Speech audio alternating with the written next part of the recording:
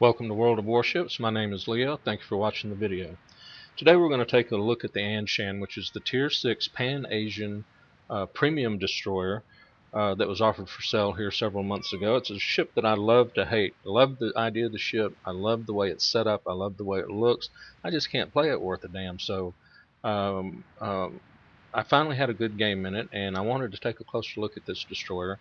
So let me tell you what I've found out.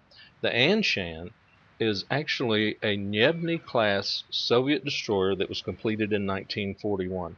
1950s, 4 of these were bought from the Soviet Union by the People's Republic of China. They paid 17 tons of gold for 4 of these things. Now, 17 tons of gold seems like an awful lot for 4 worn-out old DDs, but I guess it was just a matter of what they needed to do to build up their fleet. This served with the Russians from 1941 on up into the 50s. Then it was bought by the Chinese, the People's Republic of China, in the 1950s, and served with them until it was retired as a museum ship in the 1990s. So this thing had about a 50-year career, which speaks to its capabilities and its abilities. Now we're going to take a look at it, and we're going to compare it to the Nibny. The Anshan has 14,400 hit points. The Nibny only has 11,700. So that's one of the buffs that you get for bumping it up to Tier 6. As far as the guns go, they're virtually identical. Once you upgrade the Nibny's guns, you have the same 11.9 kilometer range, 12 rounds per minute. The HE shells do 1,600 points of damage, and the armor piercing does 2,500 points of damage. Now these are 130 millimeter guns at Tier 5 and Tier 6. That means that if you get the side of even a battleship at relatively close range, a battleship that's same tier or less, you can penetrate it. So don't be afraid to switch over to the AP rounds when you're in a good position like that. Torpedoes. The Anshan's stock torpedoes are the same as the Nibny's torpedoes. 4 kilometers range. There's 2 times 3 torpedo tubes, so you've got 6 torpedoes. They do 14,400 points of damage. The Nibny's only run at 57 knots. The Anshan, by contrast, you can upgrade those torps to 8 kilometer range. They do 60 knots, and they both have the same 70-second torpedo reload. So the torpedoes on the Anshan are much better. That's another buff you get for moving up to Tier 6. AA defense, Nibny AA defense is 8, virtually non-existent. The Anshan's AA is rated at 20, and I've shot down a few airplanes with it. It's not great AA, but when the CVs park their airplanes over you, you can at least shoot down 1 or 2 of them. Maneuverability wise, they are virtually identical. Both do a top speed of 38 knots. Now the Nibny has a rudder shift time of 6.1 seconds, while the Anshan has a rudder shift time of 4.4 seconds. So that makes it just a little bit more maneuverable. As far as concealment goes, they both have the exact same rating. Both visible at 7 kilometers from the surface, 3.6 kilometers from the air.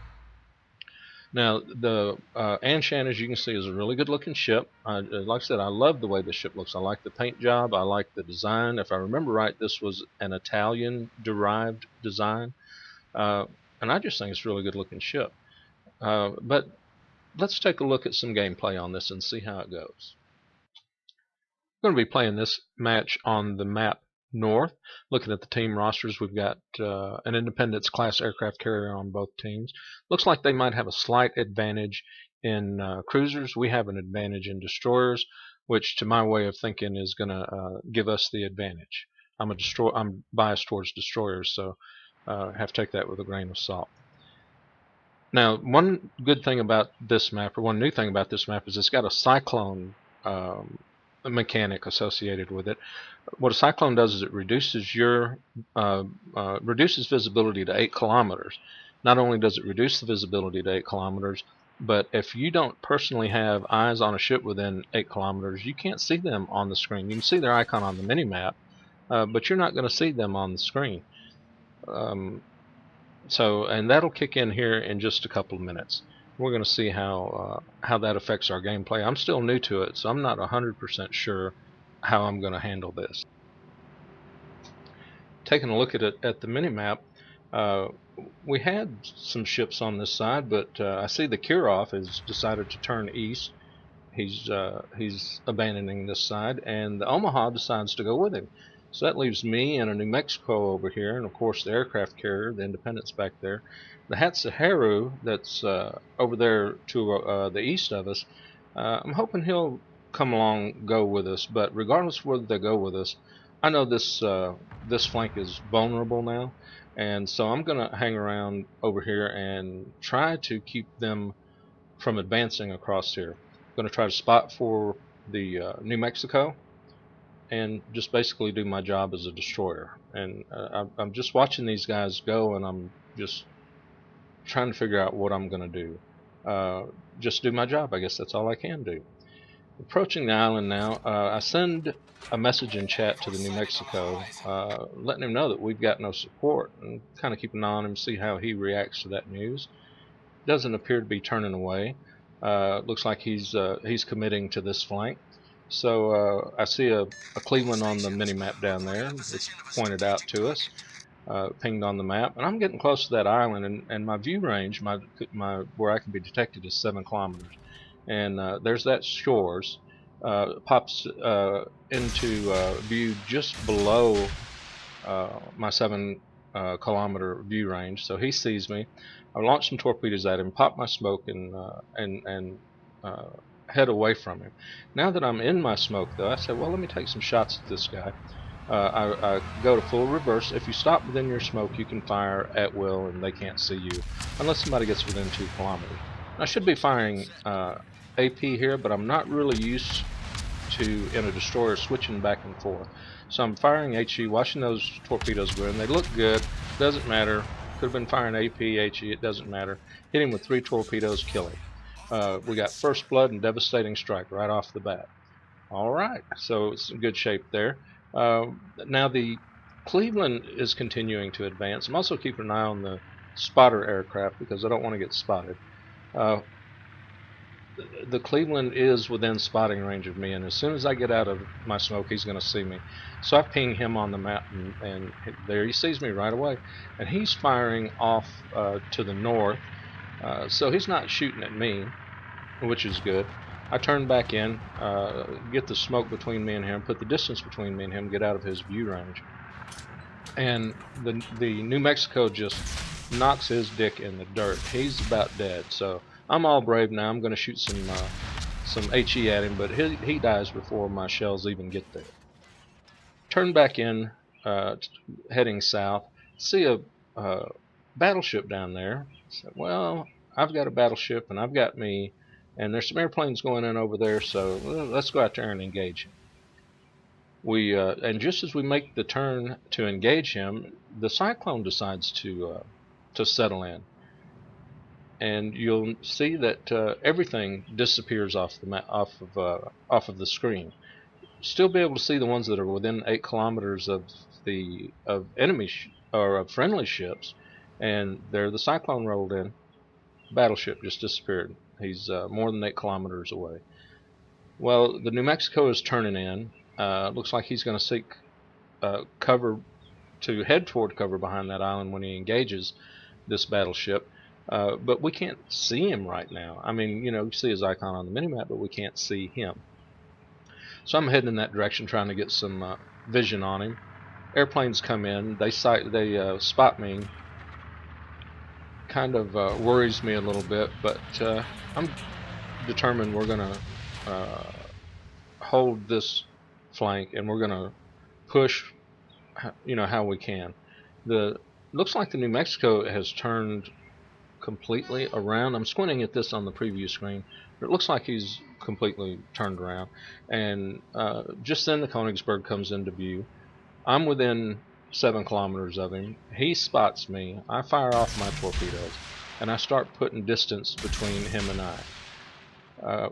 turn my tail to him, offer him the smallest possible target, and start doing the wiggle, wiggle, wiggle destroyer dance. He fires at me, but the shots go wide. I'm out of his view range now, so I'm feeling pretty safe, pretty brave. Turn back around, not really confident the torpedoes are going to hit him, and he's out of view now. Want to give the New Mexico something to shoot at, so I cut back in. What I want to do is get him just barely within the 8 kilometer range where I can see him, but keep him outside the 7 kilometer range so he won't be able to see me. The torpedoes are looking good. It looks like he just said to hell with it and charged up this way. We get 1, 2, 3 hits and we get a kill on him. So that's our second kill of the game. That's 2 cruisers. Anshan took out 2 cruisers. This is a strong ship. I wish I could play it and do it justice, but I am bad in this ship. Turn back around. Looks like this flank is open. There was a battleship down there, but I'm not sure where he went to. But I'm going to put some pressure on the cap. I decided that's going to be the best thing to do. We've got a pretty good lead both in points and ships. Our east flank looks pretty secure. Doesn't look like any of the enemies are really trying to come up the middle. And this is the cyclone mechanics are still new to me, so I'm thinking about, well, what do I need to be doing? How am I going to use this to my advantage?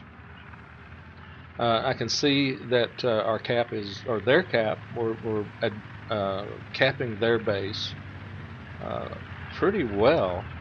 And I can see a couple of icons on the mini-map, but they're not within range of me so that I can see them.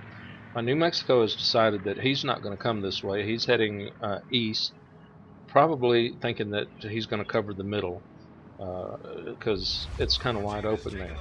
So he's headed for the middle. I come down through here looking for the cap, looking for any targets that I can get into range.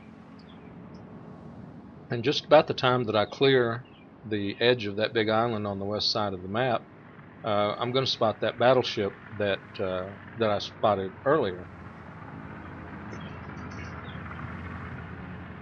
There he is. He just came out from around behind the island, taking a look at him, trying to figure out how I'm going to shoot my torps. Get a bead on him, fire one set to this side of the island, wait till I get to the other side, and then I fire off caps or fire off torpedoes at him again. Now there's a Fuso down here. He immediately becomes my priority because number one, I don't have to fight him by himself, and number two, by myself, and number two, he's got other people shooting at him. But then he disappears off of the radar. So I look and see how my torpedoes are doing. They look like they're tracking pretty good. He disappears, so I have no idea if those are going to hit or not. I'm going to go over here and put pressure on the cap, make them come to us. I'm not going to run off chasing these guys, and I get a couple hits on him. There we go. Anshan torpedoes do the job again. As we get into the cap, I know that there's the remainder of their force down to the south. Their aircraft carrier, there's a battleship, a Fuso down there, a couple of cruisers, and I'm not going to go charging into the maw of that beast. I'm going to just make them come to us, keep putting pressure on the cap. There I get a look at the Fuso. He's within the 8 kilometers that the Cyclone allows. I'm going to fire some torpedoes off in his direction, but looking at the circle that shows the radius of your torp range, if I shoot now, he's going to pass out of my range, but I'm going to shoot him anyway. He might turn back in, and if nothing else, it'll show up on his torpedo tracking screen. Now, one of our destroyers has decided that he is going to go down into that area and challenge them. I don't think that's really a good idea. I wouldn't do it. I'm not going to do it, but I think he's got an idea. He's going to take out that battleship and then swing around and get the CV. But you don't take a destroyer in against those kind of odds. He's maneuvering around, trying to avoid fire. The CV sends in some airplanes on him, and yeah, it doesn't look good for him. No, not good at all. He's done. So now we're going to lose sight on everybody down there when he dies. And at this point, we're well over halfway capped. Uh, our destroyer is desperately trying to stay alive. He fails. He's dead. But it doesn't really matter because at this point the game is over.